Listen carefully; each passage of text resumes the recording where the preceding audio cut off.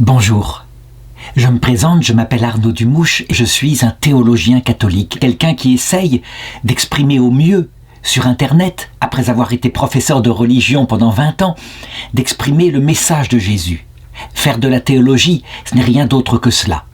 Et voici que j'ai trouvé ici une belle occasion, à l'occasion du scandale qui s'abat en France sur une grande figure du catholicisme au XXe siècle, l'abbé Pierre, celui qui a créé les Compagnons d'Emmaüs, donc celui qui a créé une œuvre pour s'occuper des pauvres, de ceux qui étaient mal logés, qui a eu une grande influence dans la deuxième partie du XXe siècle. Or, voici que le 6 septembre 2024, le cabinet EGAE, qui a été créé en France par une militante féministe, rapporte que, après enquête, une série de 17 nouvelles agressions sexuelles provoquées par l'abbé Pierre, des baisers imposés, des agressions sexuelles sur une personne vulnérable, le fait de toucher les seins de personnes, et puis, à un moment donné, même une fellation imposée à une femme. Ces abus sexuels auraient eu lieu entre 1950 et l'an 2000 où il était âgé de plus de 80 ans, puisqu'il est né en 1912. Et c'est vrai, on avait eu le témoignage déjà, ne serait-ce que par l'abbé Pierre lui-même, qui l'avait confessé au cours de sa vie. Il avait été surpris à cet âge-là à essayer de poser sa main sur le sein d'une infirmière. Et l'infirmière l'avait repoussé, et il avait dit avec un œil suppliant « J'en ai besoin, j'en ai besoin ». Si je fais cette vidéo, c'est afin véritablement de donner aux chrétiens ce qu'on appelle, ce que je crois être un jugement vraiment chrétien, à l'image de ce que Jésus faisait, un jugement chrétien sur ce genre de péché. Jésus le disait lui-même, Jean chapitre 6 verset 46, « Qui d'entre vous me convaincra de péché ?» Et c'est vrai, il n'a jamais péché, ce qui fait que son jugement ainsi, lui qui connaissait bien ce qu'il y a dans l'homme et dans la femme, son jugement était un jugement valable.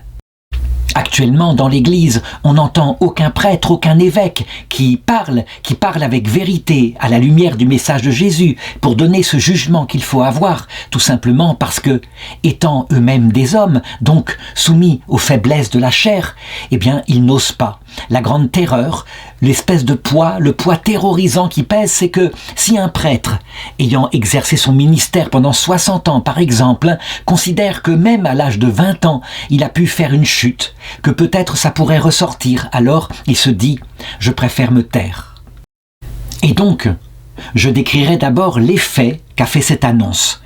Un effet de scandale, mais un peu gêné. Cependant, on a vu les présidents de l'association Emmaüs, se donner en vision sur la télévision, dans une sorte de bal des vertueux, suppression des images de l'abbé Pierre, suppression immédiate dans les médias de la référence à l'abbé Pierre à propos de la fondation de la société Emmaüs. Et l'on voit des hommes qui sont là, qui se produisent à la télévision. Je pense au délégué général de la fondation qui s'appelle Christophe Robert, qui se dit sous le choc de la découverte de tels actes et même en colère. J'en veux à l'abbé Pierre d'avoir ainsi fait souffrir ces femmes et je salue le courage qu'elles ont eu de témoigner. Évidemment, on le sait bien, suprême hypocrisie, bien sûr qu'il le savait. L'abbé Pierre, je l'ai dit, en a parlé tout au long de sa vie, a dit plusieurs fois « Je n'ai pas toujours été fidèle à mon vœu de chasteté, mais j'ai compris, au bout d'un certain temps, qu'il ne pouvait pas y avoir quelque chose de durable. » Alors je l'ai dit, puisque je suis un théologien, je vais procéder en 2 étapes. La première, c'est la vérité, mais on ne saurait se contenter de cela. La vérité doit être dite, elle est comme un glaive, et quelquefois, elle est dure. Mais il faut aussi, la deuxième étape, donner le message de miséricorde et d'amour de Jésus.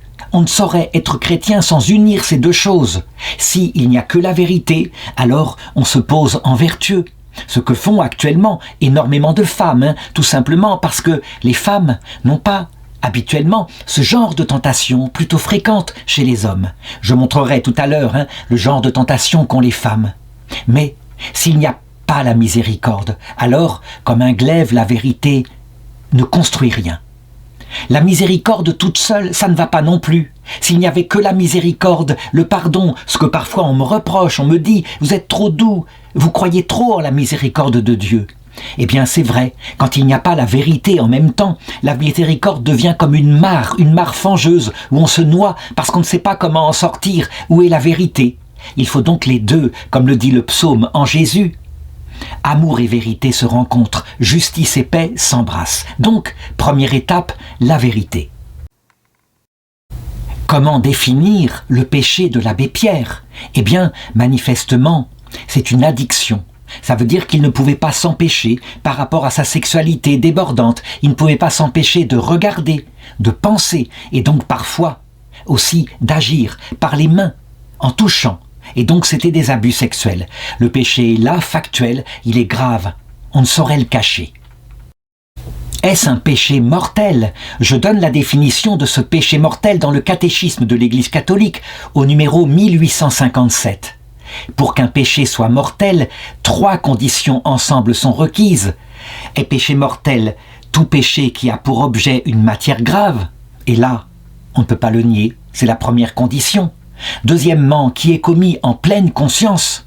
Et on ne saurait dire l'inverse pour l'abbé Pierre, qui était théologien, qui savait bien, qui avait fait sa formation au séminaire. Par contre, pour les derniers péchés, lorsqu'il était âgé, là, vraiment, on peut le dire, ce n'est pas pareil. Quand il était très âgé, que la maladie l'avait mis sur une chaise roulante, on peut dire que la pleine conscience, elle s'est un peu émoussée. Et la troisième condition, c'est une pleine maîtrise de soi. Donc, par propos délibéré, la volonté doit s'y mettre. Je répondrai que sous ce rapport-là, il faut être objectif. L'abbé Pierre, étant pris par une dépendance à sa sexualité qu'il contrôlait mal, sans doute dès sa jeunesse, ce n'était pas tout le temps par propos délibéré, c'était ce qu'on appelle un péché de faiblesse. Est-ce à dire que ce n'est pas un péché mortel? Non, la définition que donne le catéchisme ici, c'est la définition du plus grave des péchés mortels, le péché mortel parfait qu'on appelle le péché contre l'Esprit Saint. Une personne qui, parfaitement lucide, jusque face à Jésus, parfaitement maîtresse d'elle-même, ayant été délivrée des faiblesses que Dieu nous a mis après le péché originel, et qui, objectivement, dirait « Je n'ai pas péché, c'était très bien, j'ai bien fait d'agir comme cela ». C'est le péché contre l'Esprit Saint. Pourquoi? Parce qu'on dit que l'Esprit Saint qui procède du Père et du Fils, et le Père, on lui attribue la puissance, le Fils, on lui attribue la connaissance. Le péché contre l'Esprit Saint procède donc de la pleine maîtrise de soi et d'une pleine connaissance. Et bien sûr, personne n'accusera l'abbé Pierre de blasphème contre l'Esprit Saint, c'est évident. Comme le disait saint Thomas, les péchés de la sexualité sont parfois les plus graves en conséquence sur terre, mais les moins graves en ce qui concerne le salut éternel, parce que ils humilient l'homme, ils sont visibles, ils permettent de se rendre compte de sa misère. Alors, certains ont dit que ce n'était qu'un péché véniel puisqu'il n'y a pas pleine maîtrise de soi. Bien sûr que non, bien sûr que non. Entre le péché contre l'Esprit Saint et le péché véniel, c'est-à-dire le péché pas grave, on passe outre. Il y a tout un intermédiaire. Et ici, nous sommes bien sûr face au péché mortel contre le Père. À savoir un péché mortel qui commet une offense contre des femmes, mais avec une certaine faiblesse, bien évidemment. Mais une capacité de l'abbé Pierre de confesser sa dépendance au sexe. Alors, d'abord, d'où viennent ces faiblesses qu'il y a en nous? Eh bien, je répondrai que saint Paul en a parlé très précisément en expliquant que c'était Dieu qui nous les avait mis pour un temps, afin que nous ne soyons pas orgueilleux. Il en parle lui-même en 2 Corinthiens chapitre 12 verset 7, pour que l'excellence même de ces révélations ne me rende pas orgueilleux. Et on pourrait traduire cela pour l'abbé Pierre, pour que les grandes œuvres que j'ai commises comme cela, immenses, visibles, avec toutes les immenses décorations, on m'a tout donné, commandeur de la Légion d'honneur, les médailles de la Résistance, etc., pour que cela ne me rende pas orgueilleux, il m'a été mis une écharde dans la chair, un ange de Satan chargé de me souffleter, pour que je ne m'enorgueillisse pas. Marthe Brobin, à qui on demandait, c'est la stigmatisée, morte en 1981, une petite stigmatisée qui est déjà vénérable dans l'Église catholique, mais qui elle-même a été salie par la vague MeToo. On a dit, elle a soutenu des fondateurs de communautés qui avaient eux-mêmes ce genre de faiblesse. On lui demandait, et c'était quoi l'écharde dans la chair de saint Paul? Elle répondait avec un bon rire, oh, tout simplement, ces faiblesses qu'ont les hommes, particulièrement par rapport à la chasteté. Et c'est vrai, Dieu sait comme saint Paul en a souffert, mais il ne précise pas lui-même ce qu'est cette écharde parce que, quelquefois, pour d'autres personnes, ce n'est pas ce genre d'écharde, mais il montrait à quel point il était devant Dieu un grand pécheur. Il le disait, Romains 7, 18, « Car je sais que nul bien n'habite en moi, je veux dire dans ma chair. En effet, vouloir le bien est à ma portée, mais pas de l'accomplir. Malheureux homme que je suis, qui me délivrera de ce corps qui me conduit à la mort, donc au péché mortel de faiblesse. » Analysons plus loin, et je parle ici aux femmes qui, évidemment, elles, je vais le montrer tout à l'heure, n'ont pas ce genre exact de faiblesse pour la plupart d'entre elles. Il y en a au contraire qui l'ont, et les jeunes filles actuellement, à cause des téléphones portables, sont de plus en plus addictes aussi à la pornographie. Mais regardons, si c'est une chose unique ou si ça s'est déjà produit dans l'Église. Eh bien, oui, bien sûr, ça s'est produit. Parlons de saint François de Sales, qui manifestement avait ce même genre de faiblesse, au moins en pensée. Il le disait vers la fin de sa vie, « Je me confesse devant vous. Toute ma vie, j'ai préféré confesser les jeunes femmes plutôt que les vieilles femmes laides. » Et se frappait la poitrine, c'était son péché. Ce qui veut dire qu'il a eu des pensées mauvaises. Mais il n'est pas le seul. Saint François d'Assise, cet homme qui s'était converti profondément, qui était un poète de Dieu, qui est l'un des saints les plus vénérés dans l'Église catholique, lorsqu'il rencontrait parfois Sainte Claire, son amie de cœur, pour parler de choses de Dieu, sortant de l'entretien, il se jetait parfois dans les orties pour éteindre en lui le feu de la tentation. Ce qui veut dire, là encore, qu'il avait des pensées mauvaises. Alors je sais, certains me disent, mais il n'y a pas de différence entre les hommes et les femmes. Et l'autre jour, je faisais un débat avec un irréductible athée, quand je lui disais, mais tout de même, c'est factuel. La plupart des crimes sexuels viennent des hommes à 95%, ce qui ne veut pas dire que les femmes n'en font pas à 5%. Il y a bien de l'inceste, qu'on se souvienne de l'affaire d'Outreau. Eh bien, il ricanait. Voici d'ailleurs un extrait où on voit, eh bien, à quel point on dirait qu'il ne connaît pas la nature humaine et sa propre nature. Femme, cette généralisation, tu ne fais qu'aligner des présupposés, des généralités, des caricatures. C'est extraordinaire. C'est extraordinaire. Tu confonds l'universel et le général. Voilà ton problème. Depuis le début, tu confonds l'universel. L'universel, c'est la science. Ce stylo, si je le lâche, à 100%, il tombe par terre. Ça s'appelle l'universalité. Je ne suis pas universaliste en psychologie. Je dis généralement. Regarde, nous, hommes, quand on regarde une femme dans la rue, on regarde ses formes au départ. Ça ne veut pas dire qu'on n'est pas sentimentaux. Ça veut dire que, instinctivement, notre premier regard est plutôt sexuel. Ça ne veut pas dire que tous les hommes sont comme ça. Le regard des femmes sur les hommes, qui va conduire à un amour et donc au désir sexuel, est en général un regard qui va plutôt regarder, est-il à la fois quelqu'un de fort sur qui je peux m'appuyer et quelqu'un de doux qui ne va pas m'écraser. Le regard des hommes, c'est souvent, il a de beaux seins, il a de belles fesses au départ. Mais après, regarde, quand il y a un divorce, tu as 5 fois plus de suicides d'hommes que de femmes. Pourquoi ? Parce que la sexualité conduit l'homme au sentiment, alors que le sentiment conduit la femme plutôt vers la sexualité. Alors ceci étant posé, on le voit en particulier dans l'Église qui est en France, on le voit. Des personnes, souvent du sexe féminin, des religieuses, se font les plus grandes dénonciatrices de ces péchés dans l'Église. Mais je dirais parfois en dépassant la mesure. Je pense en particulier à une personne, une religieuse qui est, je dirais, la déléguée générale de toutes les religieuses en France, Véronique Margron, avec qui j'ai pris contact. Elle a accepté, elle fera un jour avec moi un débat où nous pourrons confronter nos positions, elle pourra se défendre parce que, évidemment, ce que je vais dire sur elle, peut-être va vous paraître dur, mais je pense que elle y met un acharnement, peut-être pour éviter que ça continue, et c'est très bien sous ce rapport-là, mais quelquefois allant trop loin, dénonçant par des campagnes, y participant, des campagnes sur le journal La Croix, des prêtres qui parfois ont été reconnus parfaitement innocents, ou parfois des prêtres dont le Vatican a étudié le cas parce qu'ils sont tombés, mais a décidé que, manifestement, c'était un moment de faiblesse, que ces prêtres-là n'étaient pas des prédateurs, et qui leur donnent simplement des conseils de prudence pour la fois suivante. Eh bien, lançant des campagnes sur Internet pour que ces prêtres soient suspendus complètement.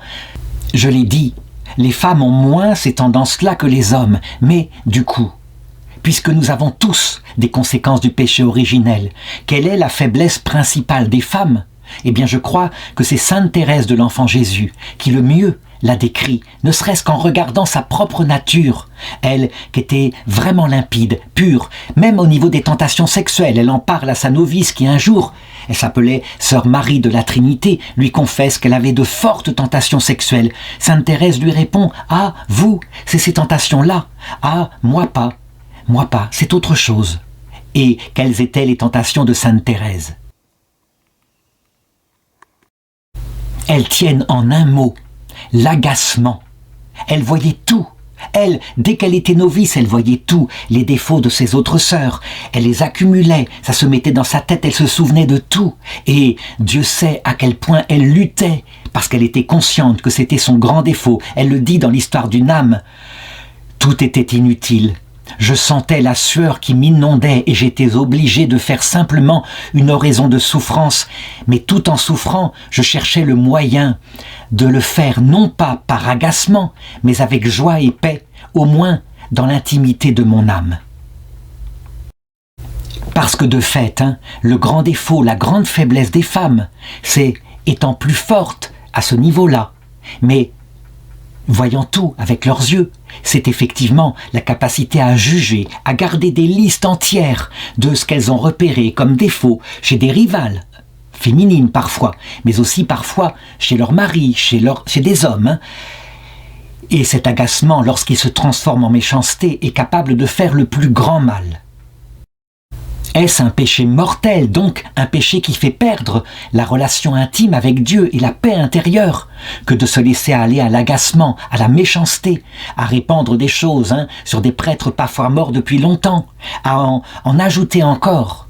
Je répondrai certainement, mais là je parlerai plutôt d'un péché mortel contre le Fils, à savoir par une sorte d'ignorance du mal qu'on répand ainsi. Je m'explique. Lorsque Jésus a été crucifié, il y avait des gens qui étaient là et qui avaient la preuve évidemment qu'il ne pouvait pas être Dieu, ni même l'envoyé de Dieu, puisqu'il n'arrivait pas à descendre de sa croix, et ils se moquaient de lui. « Descends donc de ta croix, t'as fait d'autres miracles », et c'était un sketch, on aurait dit les inconnus. Jésus priait pour eux, « Père, pardonne-leur, ils ne savent pas ce qu'ils font ». Quand il y a une part d'ignorance dans quelque chose qui est tout de même un péché mortel, mais on ne sait pas à quel point on est dur, on n'est pas dans la miséricorde de Jésus, évidemment, ce péché est grave. Le blasphème contre le Fils, c'est quand on ne sait pas ce qu'on fait. Et donc je pensais, en regardant ces religieuses en particulier qui jetaient donc à la vindicte publique des hommes ne connaissant pas elles-mêmes les mêmes faiblesses, je me disais, c'est un péché mortel contre le Fils. Elles ne savent pas ce qu'elles font. Elles ne suivent pas ce que demande le pape François dans son droit canon. Quand il y a abus sexuel, on signale au procureur de la République. Puis on laisse l'enquête se faire. On n'en rajoute pas publiquement. Et s'il n'y a rien, il n'y a rien. S'il y a quelque chose, alors dans ce cas-là, on laisse agir le droit canon. On ne livre pas à la vindicte des prêtres, et je pensais à plusieurs en France qui se sont suicidés. Le père D'Ocqueviller, un dominicain, le père Pierry Fumery, qui était un prêtre séculier du diocèse d'Orléans, jeté à la vindicte, et il n'y avait rien, ils n'avaient rien fait. Mais eux n'ont pas été assez forts pour tenir. Entre le péché mortel contre le Père par faiblesse et le péché mortel contre le Fils parce qu'on ne sait pas ce qu'on fait, lequel est le plus grave? Eh bien je dirais que les deux nous seront pardonnés quand nous verrons la vérité tout entière de notre âme, qu'il n'y aura plus d'ignorance et que nous nous repentirons et que nous serons délivrés des conséquences du péché originel, et ceci à l'heure de notre mort. Le seul péché qui jamais ne sera pardonné, dit Jésus explicitement, c'est évidemment le blasphème contre l'Esprit Saint. Mais alors, quel regret, y compris pour ceux qui croient bien faire, en livrant à la vindicte publique et à la rage la réputation d'hommes dont ils ne savent rien. Voilà comment Jésus en parle en Matthieu 7,2. Souvenez-vous, du jugement dont vous jugez les hommes, vous serez jugés, et de la mesure dont vous les mesurez, on mesurera pour vous. Qu'as-tu donc à regarder la paille qui est dans l'œil de ton frère, et la poutre qui est dans ton œil à toi, tu ne la remarques pas? Ou bien, comment vas-tu dire à ton frère, laisse-moi ôter la paille de ton œil, et voilà que la poutre qui est dans ton œil, tu ne la vois pas. Hypocrite, ôte d'abord la poutre qui est dans ton œil, et alors tu verras clair pour ôter la paille dans l'œil de ton frère. Qu'est-ce que je veux dire par là? Eh bien que je suis convaincu que les campagnes dans l'Église du MeToo, avec toutes ces vierges pures qui n'ont pas de péché et qui livrent à la vindicte populaire des hommes quelquefois morts depuis des années et qui ont fait tellement de bien par ailleurs. Mais évidemment, le bon grain était mêlé d'ivraie. Peut-être que dans 20 ans, on verra une nouvelle génération d'évêques et des nouvelles religieuses se frapper la poitrine sur le péché de leurs sœurs, de leurs consoeurs d'il y a 20 ans. Ceci étant dit, passons maintenant à la deuxième partie, la partie après la vérité, l'amour. Y a-t-il un pardon pour l'abbé Pierre? Faut-il qu'il existe? La première chose qui m'est venue à l'esprit quand j'ai vu cette campagne se déclencher contre l'abbé Pierre, moi-même il y a quelques années j'avais fait remarquer qu'il avait toujours reconnu ses erreurs contre la chasteté. C'est vrai. Mais quand j'ai vu se lever cette campagne, je me suis dit « Oh, les pauvres gens !» Non pas en pensant à l'abbé Pierre, mais en pensant à ses dénonciateurs. Connaissant un petit peu ce qu'il y a dans l'homme au sens masculin du terme, voyant des membres de l'association Emmaüs, des dirigeants qui se posent en vertueux. Mais je le souhaite pour eux que jamais ils ne soient tombés dans le même péché en secret. Cependant, je ne me fais pas d'illusions. Souvent, les personnes, je dirais les plus vertueuses en apparence, sont quelquefois les plus coupables.